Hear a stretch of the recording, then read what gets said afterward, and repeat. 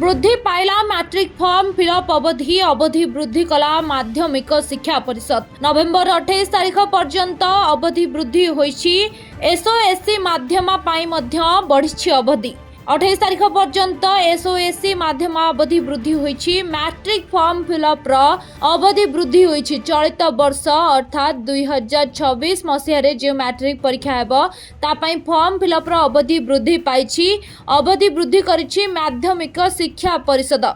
Matric form fill up अवधि वृद्धि करिछि माध्यमिक शिक्षा परिषद अथवा BSc board of secondary education द्वारा एही अवधि वृद्धि करा जायछि। माध्यमिक शिक्षा परिषद द्वारा एही अवधि वृद्धि करा जायछि। जहाँ एबे सूचना मिलुछि नवेम्बर 28 तारीख पर्यंत अवधि को वृद्धि करा जायछि।